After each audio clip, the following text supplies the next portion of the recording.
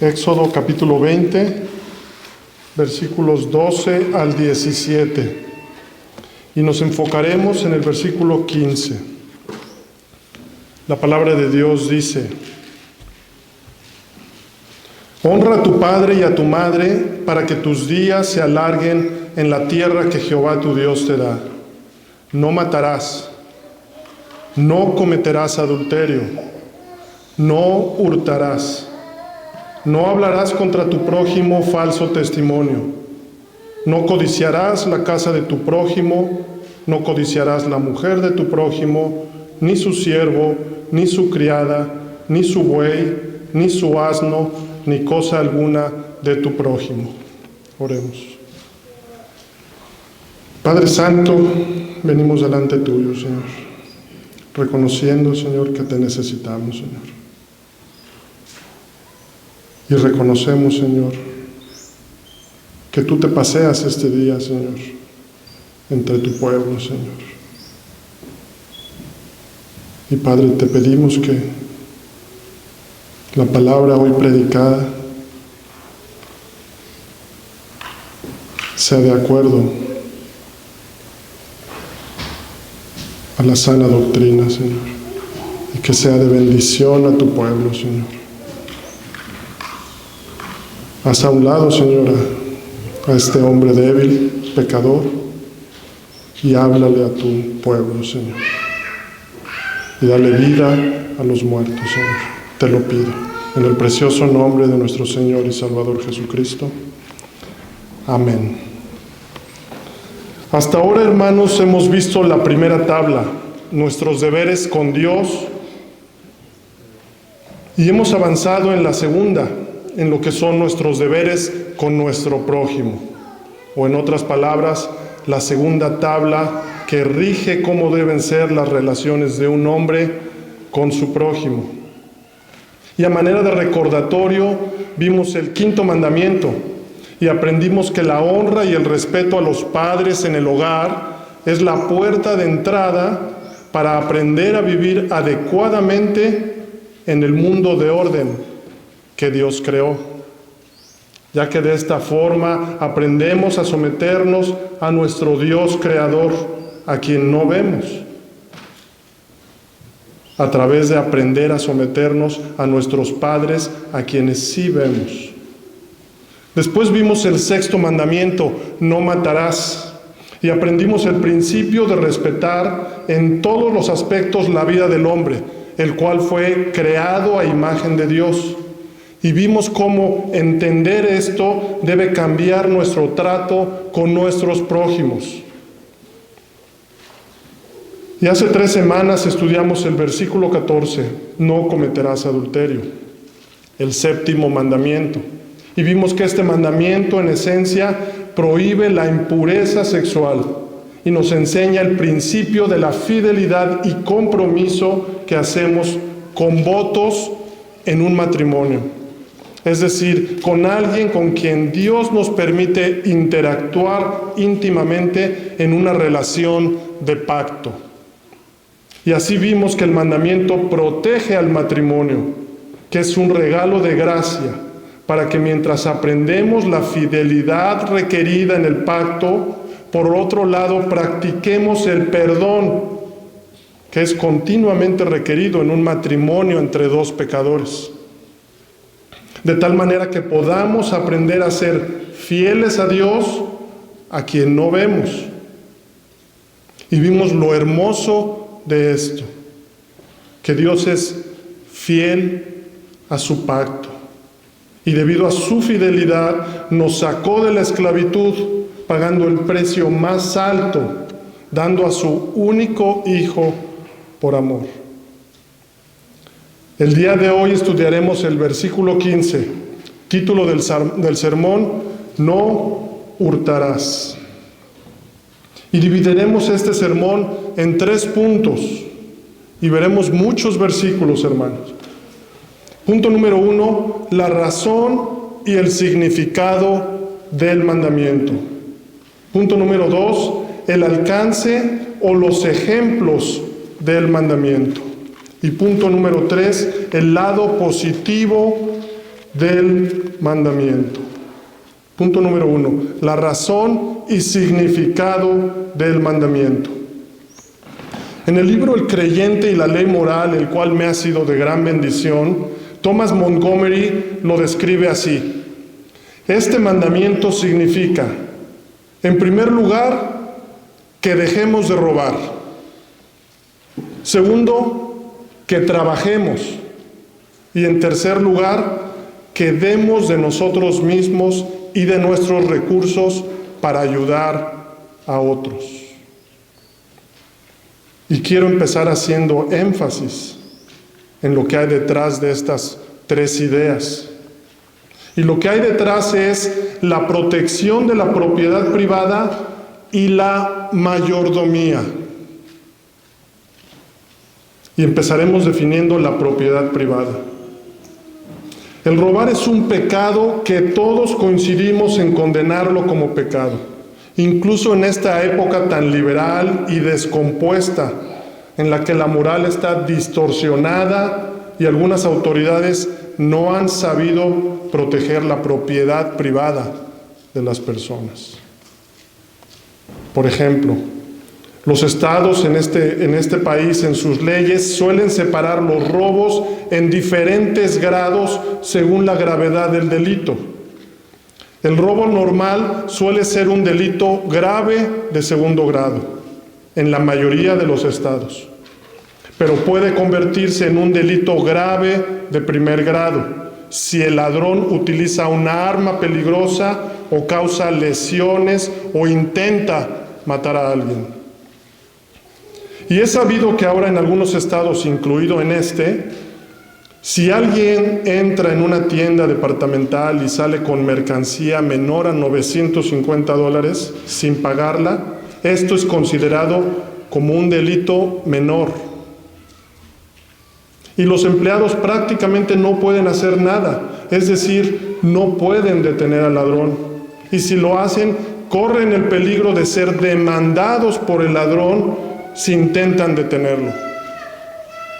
Otro ejemplo de esta anarquía la vimos hace algunos días tras un huracán en Acapulco, donde la gente después de la tragedia corrió a saquear las tiendas o las casas, en algo que a toda luz es un delito, y las autoridades justificaron este acto de robo. Sin embargo, aunque las autoridades definan este delito sin ponerse de acuerdo, todos sabemos que robar es un pecado. No hurtarás. Ahora, tenemos que empezar definiendo el hurto. La palabra literalmente significa robar, pero está implícito también engañar, esconder o arrebatar. Entonces, el hurto o robo es definido como apropiarse de algo que no nos pertenece, algo que por derecho pertenece a otra persona. Y esto es lo que el mandamiento prohíbe. No robarás. Es un mandato en negativo contundente, con tan solo 2 palabras y que protege la propiedad privada. Y condena el fraude, el engaño y el robo, en todas sus variantes. Y la palabra propiedad es muy clara, y viene del latín y significa lo que pertenece a uno, es decir, lo que es propio de una persona. En esencia, el 8º mandamiento declara la santidad de la propiedad privada. Y para entender la santidad de la propiedad privada, tenemos que profundizar un poco en las Escrituras respecto a esto.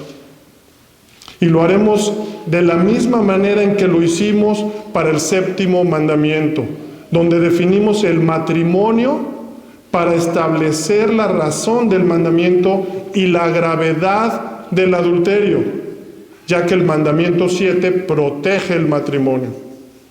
¿A qué me refiero? que para comprender la naturaleza y gravedad del robo debemos establecer la razón y el significado con respecto a la propiedad privada, que es lo que el mandamiento 8 protege. Y de esta manera tenemos que empezar diciendo que Dios es el dueño de todas las cosas. Y así nos lo hacen saber las Sagradas Escrituras desde el primer versículo contundentemente. En el principio creó Dios los cielos y la tierra. Génesis 1:1. Es decir, que por creación Dios es el dueño de todo. Y esta es la premisa o principio que rige toda la vida, que la creación tiene un creador y que este creador es dueño de todo.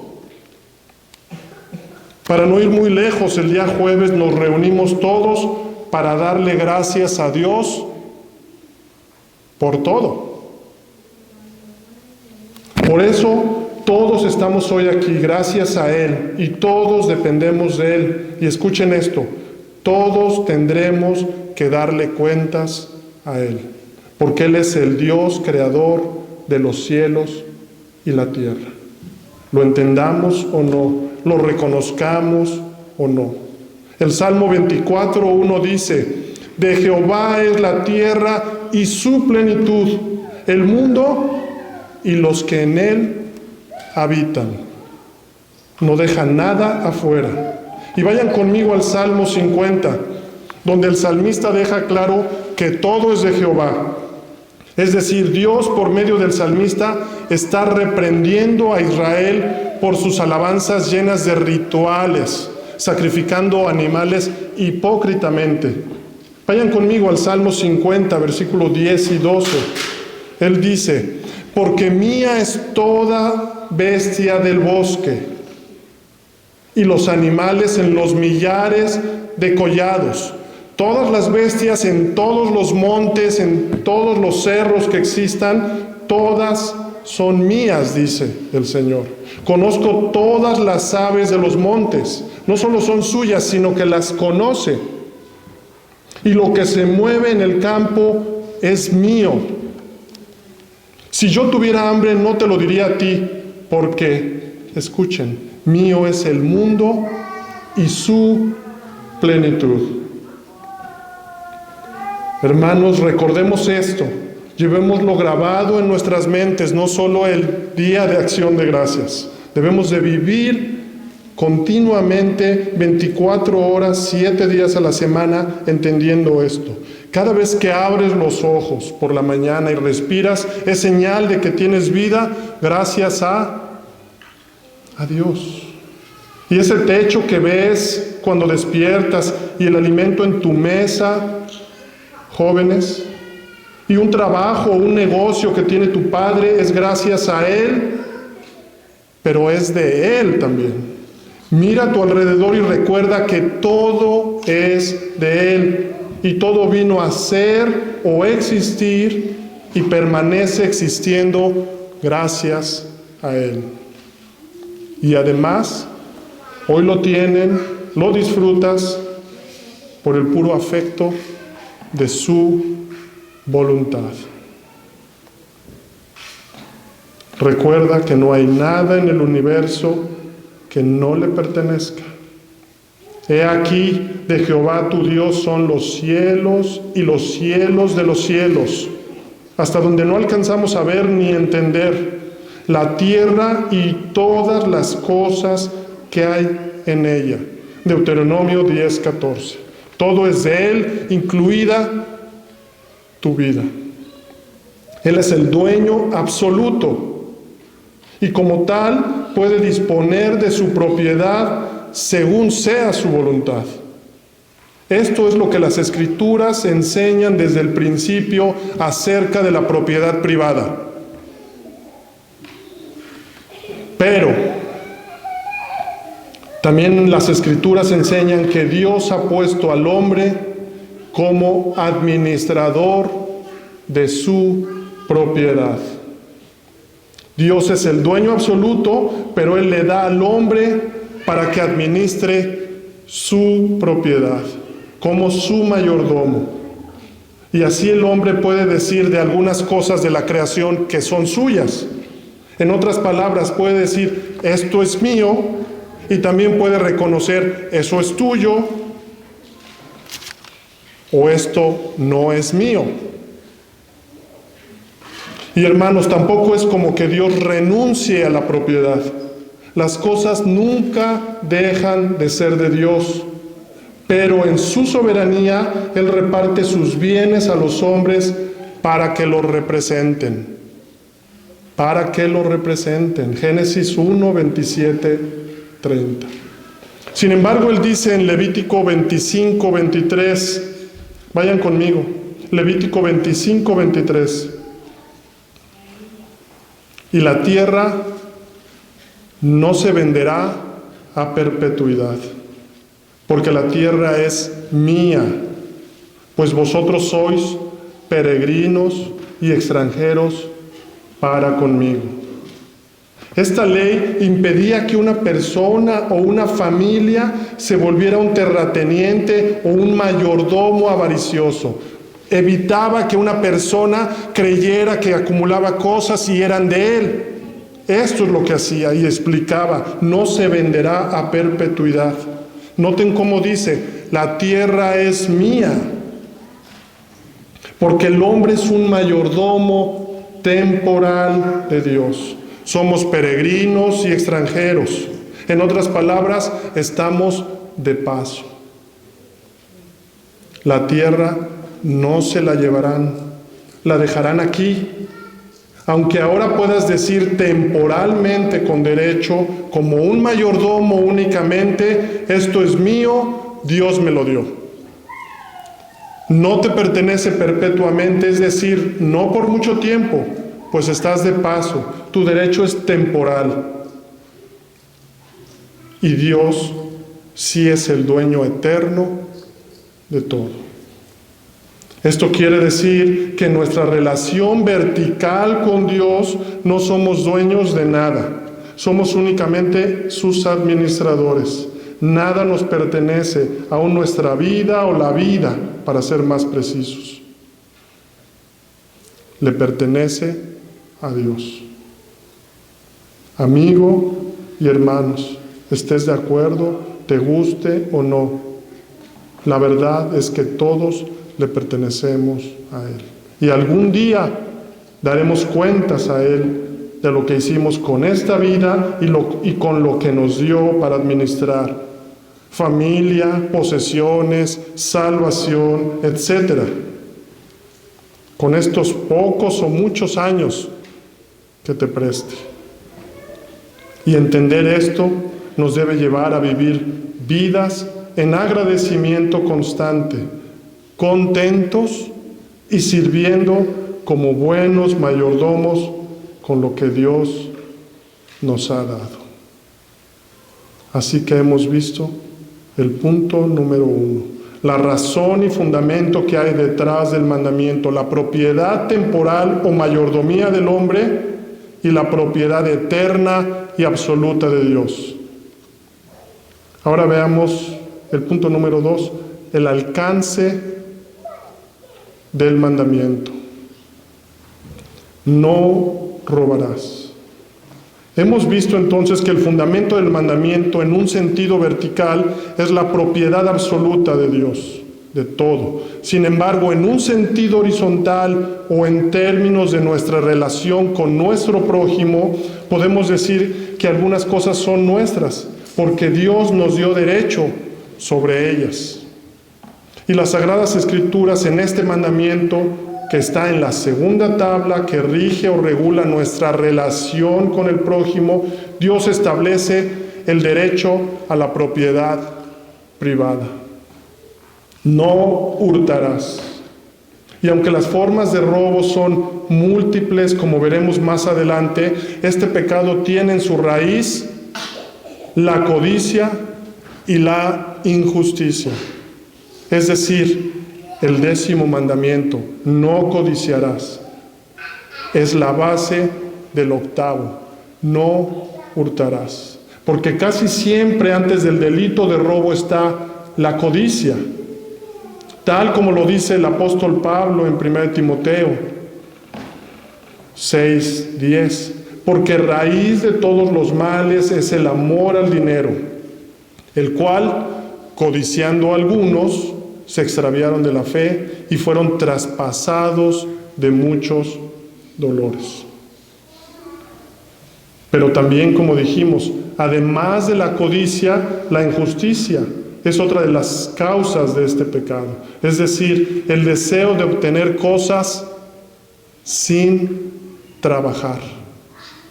El deseo de obtener cosas sin trabajar por ellas y sin pagar su precio. Esta es la segunda idea que lleva implícito este mandamiento, que trabajemos. Vayan conmigo a 2 de Tesalonicenses 3, versículo 10.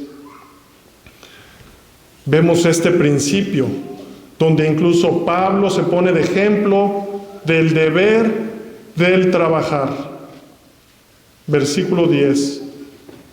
Capítulo 3, versículo 10. Porque también cuando estábamos con vosotros os ordenábamos esto: si alguno no quiere trabajar, tampoco coma. Porque oímos que algunos de entre vosotros andan desordenadamente, no trabajando en nada, sino entremetiéndose en lo ajeno, en lo que no les pertenece. Y es que el deseo de tener cosas sin trabajar no te da derecho de poseerlas. Es decir, es injusto que te apropies de algo sin trabajar por ello. Y es que el ladrón quiere recibir, pero no quiere dar, ni quiere trabajar. Quiere todo gratis. En otras palabras, la naturaleza del pecado prohibido en el sentido horizontal es la acción de apropiarnos de aquello que no nos pertenece, de aquello por lo que no hemos trabajado, de aquello que por derecho pertenece a otro, de aquello que Dios ha entregado a otro, lo cual es una injusticia y surge de la codicia. Y como hemos dicho, esa no es la única dimensión en la que debemos observar el mandamiento, porque también existe una dimensión vertical del robo, y el robo es un pecado que revela incredulidad y descontento, que es en un sentido vertical una afrenta a Dios.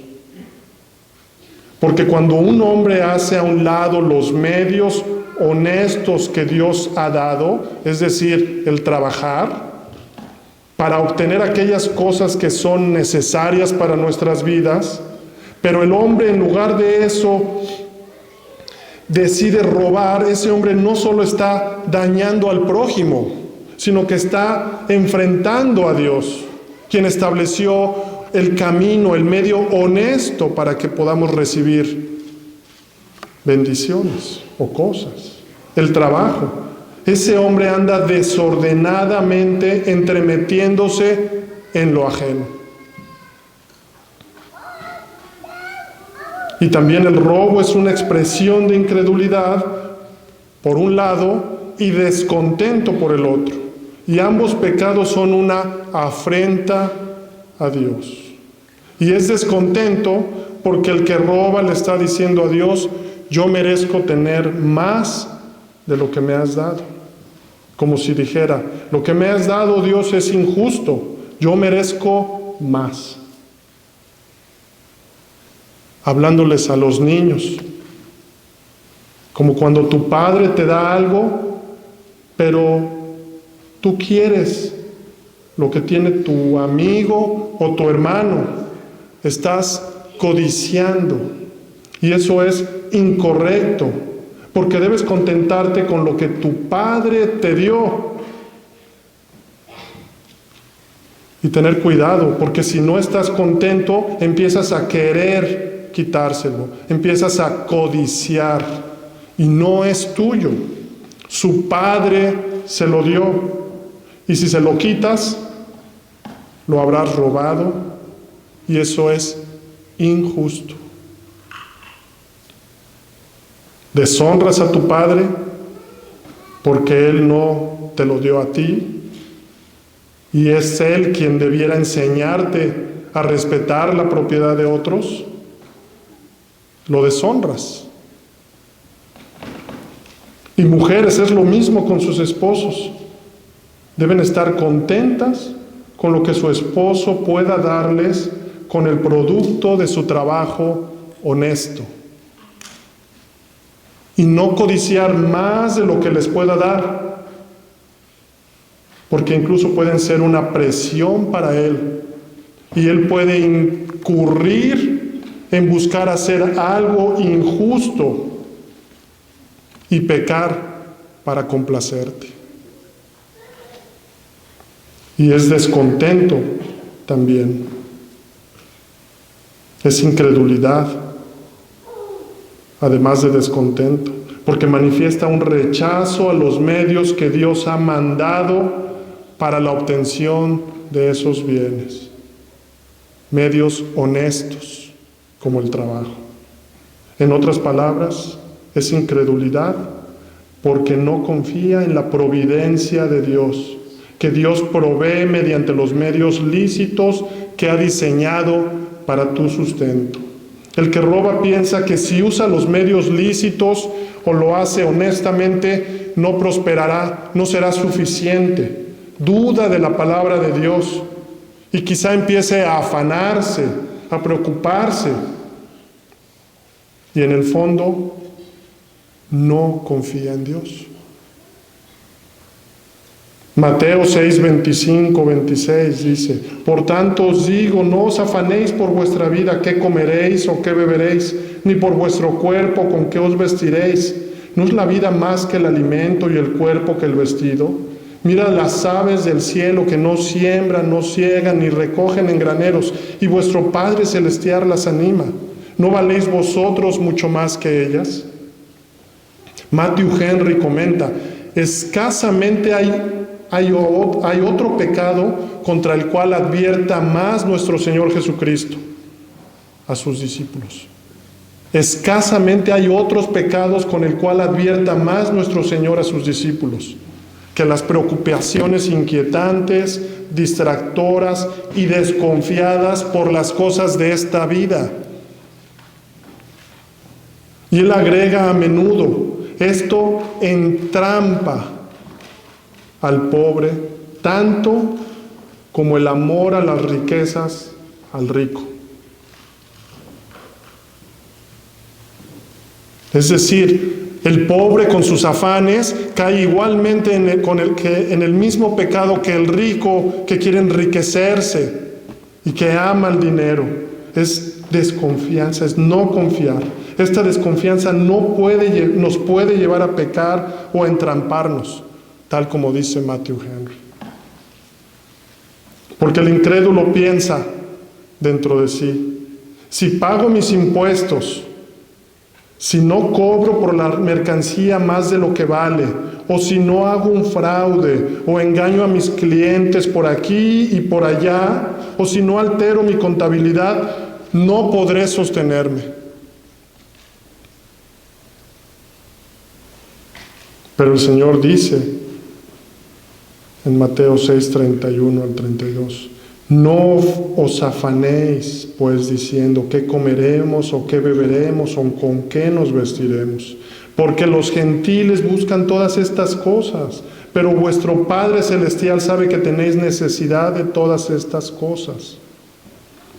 Así piensa el incrédulo y termina entrampado. Y debemos arrepentirnos si este es nuestro pensar o actuar, porque lo que ahí hay es incredulidad y una raíz de avaricia, codicia, que es de la misma familia que el robo. Y además el robo es avaricia e incredulidad porque ignoras todo lo que Dios dice en su palabra acerca de la verdadera felicidad del hombre. La palabra insiste repetidamente que la felicidad o la abundancia del hombre no consiste en aumentar los bienes que posee. Y para este punto, lo dice en Lucas 12:15, dijo: mirad y guardaos de la avaricia, porque la vida del hombre no consiste en la abundancia de los bienes que posee. Y en este punto quiero recordarles la regla 6 para la perfecta interpretación de los 10 mandamientos. Esta regla dice que bajo un pecado o deber, todos los del mismo género son prohibidos o mandados, incluidas todas las causas, medios, ocasiones y provocaciones para las mismas. Y antes de mencionar los pecados prohibidos en este mandamiento, quiero compartirles una breve lista de los deberes exigidos en el 8º mandamiento, tomados del Catecismo Mayor. Es decir, que estos deberes están incluidos como las causas, medios, ocasiones y provocaciones por las que se incumple el mandamiento, si somos descuidados en ellos. Primer deber: la verdad, fidelidad y justicia en los contratos y en el comercio entre los hombres. Verdad, fidelidad y justicia en los contratos y en el comercio entre los hombres. Dice David en el Salmo 15, vayan conmigo. Salmo 15, versículo 1. Jehová, ¿quién habitará en tu tabernáculo? ¿Quién morará en tu monte santo? Respuesta, versículo 2. El que anda en integridad y hace justicia y habla verdad en su corazón. El que no calumnia con su lengua, ni hace mal a su prójimo, ni admite reproche alguno contra su vecino.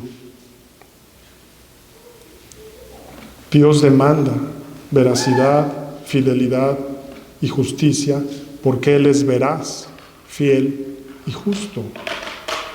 Número 2, pagar a cada uno lo que le es debido. Romanos 13:7, pagad pues a todos los que se les debe, a todos lo que se les debe, al que tributo, tributo, al que impuesto, impuesto, al que temor, temor, al que honra, honra. Paga a quien contrates por el servicio que hayas solicitado, paga tus impuestos, teme a Dios y honra las autoridades establecidas por Dios. Número 3, dar y prestar gratuitamente conforme a nuestras posibilidades y las necesidades de los otros también es un deber. Deuteronomio 15, 7 al 8. Cuando hubiera en medio de ti menesteroso, es decir, alguien en necesidad entre tus hermanos, en alguna de tus ciudades, en tu tierra que Jehová tu Dios te da, no endurecerás tu corazón ni cerrarás tu mano a tu hermano menesteroso, a tu hermano en necesidad, sino que ciertamente abrirás a él tu mano y ciertamente le prestarás lo que necesite, lo que le haga falta. Versículo 10, sin falta le darás, y no será tu corazón maligno cuando le des, porque por ello te bendecirá Jehová tu Dios en todos tus hechos y en todo lo que pusieras Él en tu mano. Pero aún el Señor en Lucas 6:30, Él va más allá todavía y Él dice, a cualquiera que te pida, dale, y al que tome lo que es tuyo, no se lo vuelvas a pedir. También es un deber que ejerzamos sabiduría en nuestra postura respecto a los bienes del mundo. Es un deber que está incluido en este mandamiento.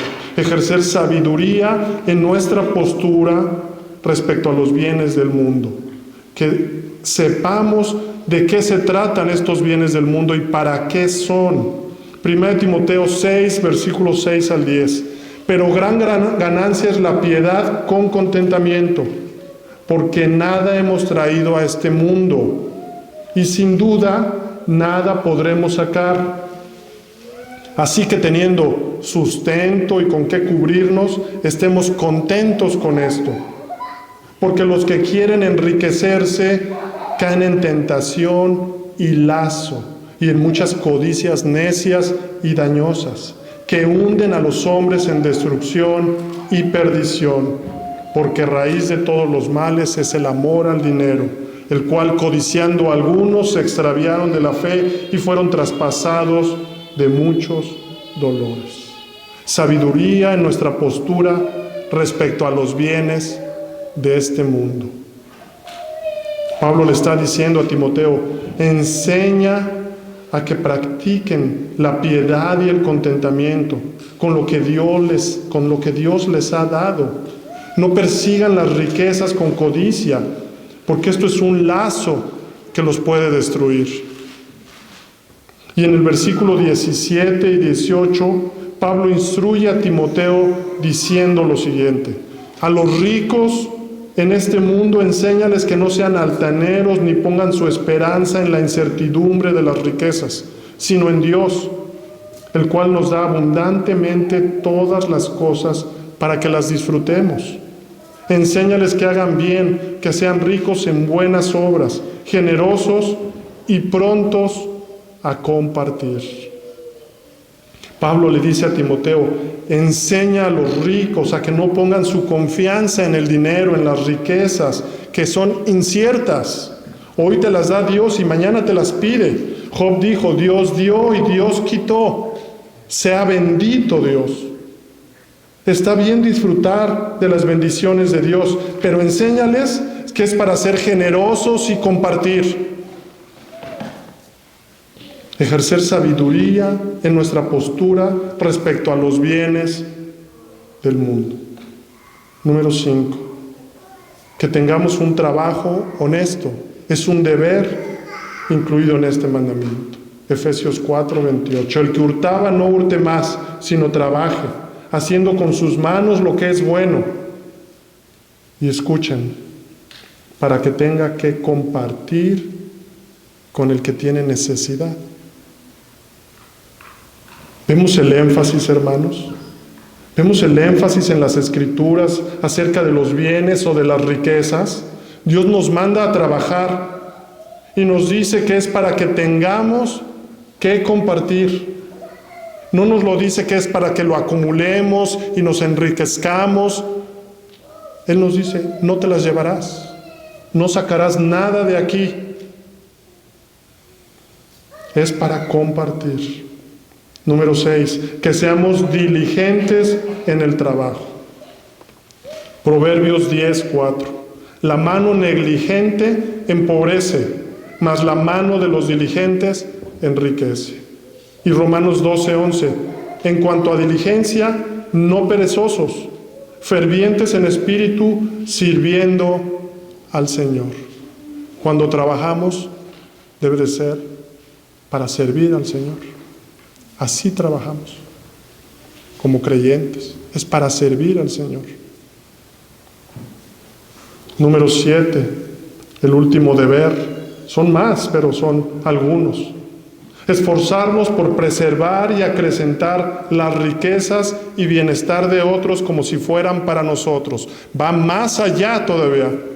Éxodo 23:4-5. Si encontrarse el buey de tu enemigo o su asno extraviado, vuelve y llévaselo. Y Filipenses 2:4. No mirando cada uno por lo suyo propio, sino cada cual también por lo de los otros. Estos son algunos deberes exigidos en el 8º mandamiento y son pecado cuando por negligencia los descuidamos. Ahora veamos una breve lista de pecados prohibidos en este mandamiento. Y empezaremos diciendo que los bienes, además de ser para nuestro sostén, son para bendecir a otros, como hemos estado viendo. Primera de Juan 3:17, pero el que tiene bienes de este mundo y ve a su hermano tener necesidad y cierra contra él su corazón, ¿cómo mora el amor de Dios en él? ¿Cómo es posible que more el amor de Dios en él cuando ve a un hermano en necesidad y cierra su corazón? O Santiago 2, 15, 16, y si un hermano o una hermana están desnudos y tienen necesidad del mantenimiento de cada día, y alguno de vosotros les dice, id en paz, calentaos y saciaos, pero no les dais las cosas que son necesarias para el cuerpo, ¿de qué aprovecha? ¿De qué sirven tus buenos pensamientos o intenciones si no haces nada? Hermanos, el descuido negligente de este deber de dar, el ser generosos, misericordiosos y servir a los demás, está contenido como pecado en este mandamiento. Todas las cosas son del Señor y somos administradores, mayordomos. Pero por otro lado también está prohibido el robo, el plagio, el recibir una cosa robada, el comercio fraudulento, la injusticia y la infidelidad en los contratos entre los hombres, como ya dijimos, la extorsión, la usura, prestar dinero con intereses a gente que está en necesidad, y todos los demás modos injustos y pecaminosos para enriquecernos o para tomar o quitar lo que pertenece a nuestro prójimo. Y por supuesto está la codicia, claramente, que es la raíz. También está la apreciación y afecto desmedido hacia los bienes de este mundo. Es nuestro deber tener claro eso. Pero cuando te vas del otro lado estás pecando flagrantemente, cuando están tus ojos puestos en las cosas de este mundo. Envidiar la prosperidad de otros y también prohíbe la ociosidad.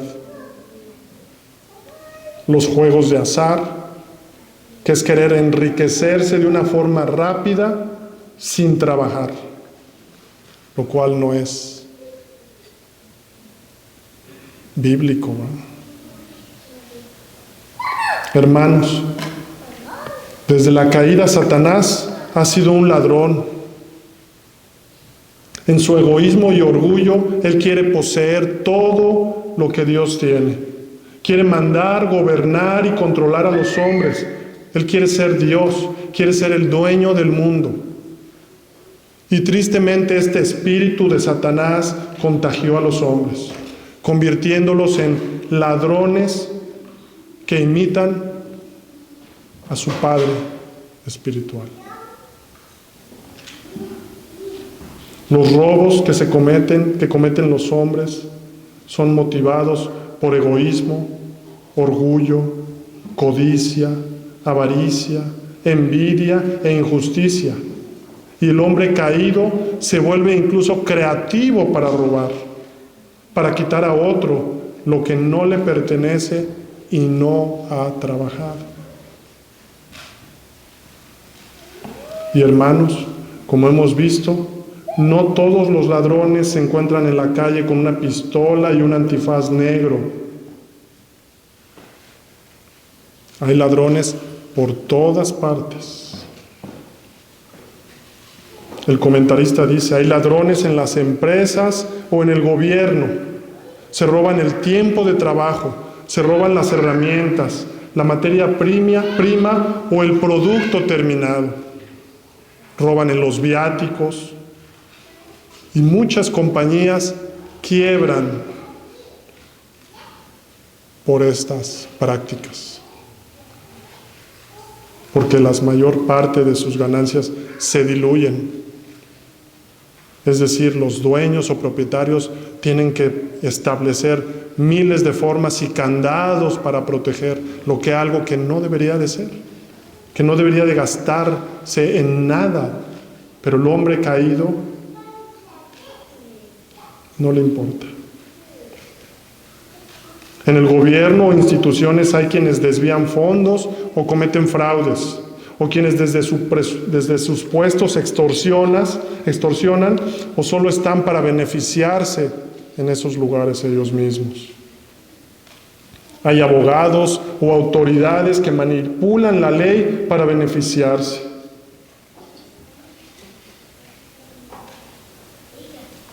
También es un robo cuando se pide prestado sin la intención de devolverlo. El impío toma prestado y no paga, mas el justo tiene misericordia y da. Salmo 37, 21. También es un robo no pagar impuestos al gobierno o alterar tu contabilidad para pagar menos. Lucas 20, 25. Entonces les dijo, pues dad al César lo que es de César y a Dios lo que es de Dios. Este pasaje nos lleva a entender que hay ladrones que roban a Dios. Y hay varias formas en este mandamiento en las que pecamos contra Dios. Hay muchas formas en las que pecamos contra Dios. Y solo voy a tocar un poco de esto. El robo espiritual. Los creyentes cometen este pecado frecuentemente reteniendo algo que están obligados a dar. En 1 Corintios 12, 14, 27 vemos cómo todos somos parte de un cuerpo y cada miembro ha sido colocado en el cuerpo por Dios con ciertas tareas y responsabilidades que debe cumplir. En este pasaje el apóstol enseña que todos los miembros de la iglesia dependen los unos de los otros para llevar a cabo los propósitos de Dios, la obra del ministerio. Y lo que ocurre frecuentemente es que solo unos cuantos miembros cumplen con sus responsabilidades, mientras que otros se guardan los dones y talentos que Dios les ha dado. Se guardan los dones y talentos que Dios les ha dado. Los entierran en la tierra.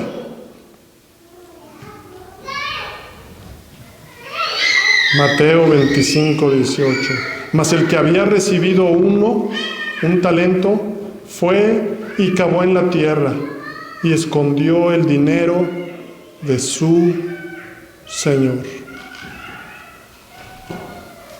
Y tras excusarse, cuando su señor regresa, le dice: siervo malo y negligente, ¿sabías que ciego donde no sembré y que recojo donde no esparcí? Por tanto, debías haber dado mi dinero a los banqueros, y al venir yo hubiera recibido lo que es mío, con los intereses. Versículo 30, parte final: siervo inútil, echadle en las tinieblas de afuera, allí será el lloro y el crujir de dientes. Dios ha dado dones y talentos a cada uno, a cada hombre que ha puesto en una iglesia como parte de un mismo cuerpo. Y esos dones y talentos son para compartirlos y darlos a sus hermanos, para edificar a sus hermanos. El resultado de esto en la iglesia es semejante a lo que sucede en una compañía cuando hay una o varias personas que son flojas, que hacen muy poco o que trabajan a medias. Y en realidad las personas que no trabajan están robando el tiempo, los recursos y la energía de los demás, y al final están robando a Dios. Así algunos miembros de una iglesia se pueden volver ladrones espirituales. Y es porque hay muchas personas que están dispuestas a recibir, pero no quieren dar de sí mismas. Pero esto no debe ser así. Todo lo que tenemos y todo lo que somos es un don de Dios. Incluso nuestra vida, nuestra salud, nuestra familia, nuestras posesiones materiales y el dinero, todo es un don de Dios. ¿Qué tienes que no te haya sido dado? dice el Señor. Todo lo que tenemos nos ha sido prestado por Dios y a Él rendiremos cuentas de todo. Y ningún creyente tiene el derecho de vivir como quiera, puesto que todos los creyentes han sido comprados por Cristo y ya no nos pertenecemos a nosotros mismos. Romanos 14, 7, 8. Hemos visto la razón y el fundamento que hay detrás del mandamiento, la propiedad temporal o mayordomía del hombre y la propiedad eterna y absoluta de Dios. Y el punto número 2, el alcance y algunos ejemplos aplicados del mandamiento. Ahora veamos el lado positivo del mandamiento. Éxodo 20, versículo 15, no hurtarás. Hermanos, ahora después de los primeros 2 puntos, les pregunto, ¿qué es lo opuesto de robar? ¿Qué es lo opuesto de robar? Lo opuesto de robar es dar. Vayan conmigo a Efesios 4, 28. El que hurtaba, no hurte más, antes trabaje, obrando con sus manos lo que es bueno, para que tenga de qué dar al que padeciere necesidad.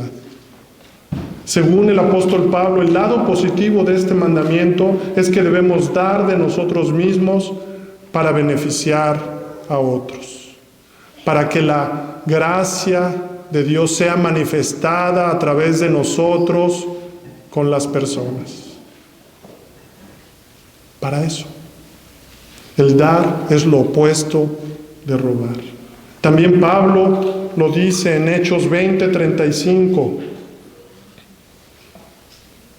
En todo os he enseñado que trabajando así es necesario socorrer a los enfermos y tener presente las palabras del Señor Jesús, que dijo: más bienaventurado es dar que recibir. En otras palabras, el positivo del mandamiento 8 es lo que Cristo dijo. En cada área de nuestras vidas debemos esforzarnos para que seamos caracterizados por el dar, es decir, por el amor verdadero. Y robar es un pecado porque Dios es el estándar y Dios es el gran dador por excelencia. Meditemos en esto, hermanos.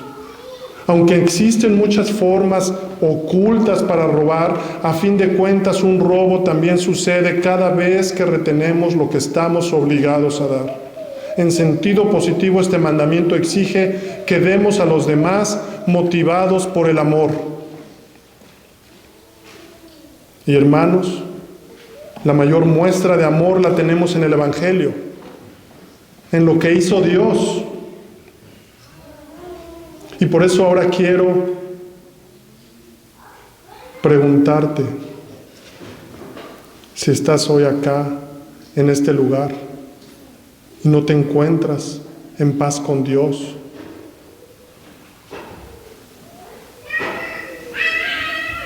Y reconoces que has sido un ladrón, como hemos visto hoy. Porque todos, sin excepción, nos quedamos cortos en este mandamiento, incluso aún como creyentes. Y el apóstol Pablo, inspirado por el Espíritu Santo, en 1 Corintios 6, versículo 9 al 10, incluye a los ladrones, estafadores y avaros en una lista. Él dice insistentemente: ¿no sabéis que los injustos no heredarán el reino de Dios? No erréis, ni los fornicarios, ni los idólatras, ni los adúlteros, ni los afeminados, ni los que se echan con varones. Versículo 10, ni los ladrones, ni los avaros, ni los borrachos, ni los maldicientes, ni los estafadores heredarán el reino de Dios.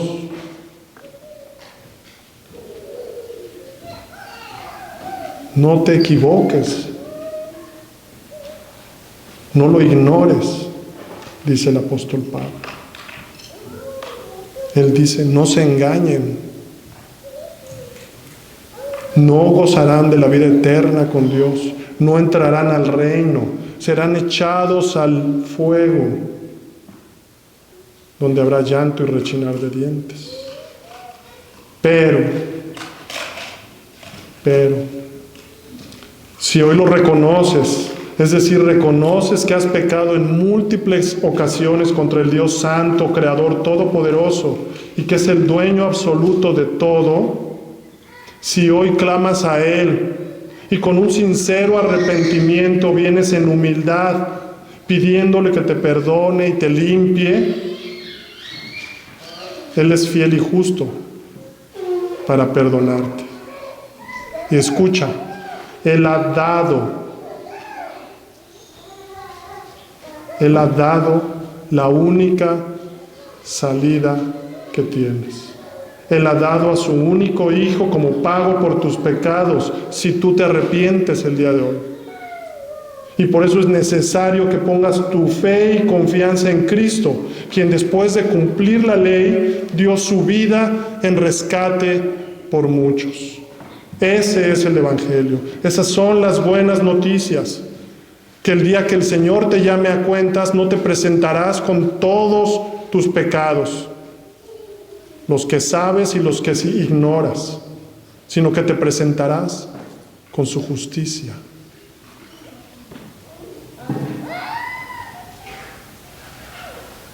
Ese es el Evangelio, esas son las buenas noticias. Por eso dar y compartir el Evangelio es lo más hermoso que podemos dar y compartir, ya que el mundo tiene necesidad.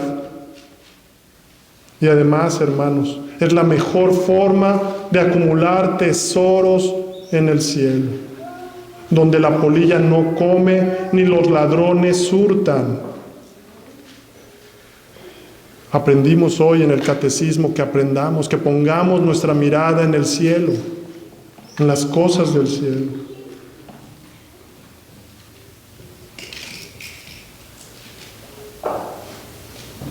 Ven a Cristo hoy. Éxodo 20, 15, no hurtarás. Efesios 4, 28. El que hurtaba no hurte más, antes trabaje obrando con sus manos lo que es bueno, para que tenga de qué dar al que padeciere necesidad. Oremos. Padre Santo, venimos delante tuyo, reconociendo, Señor, nuestra necesidad de ti, nuestra necesidad de tu palabra, Señor. Y nos presentamos en humildad, pidiéndote, Señor, que nos limpies, Señor, y que obres mediante tu palabra este día en los corazones de cada uno de nosotros, Señor.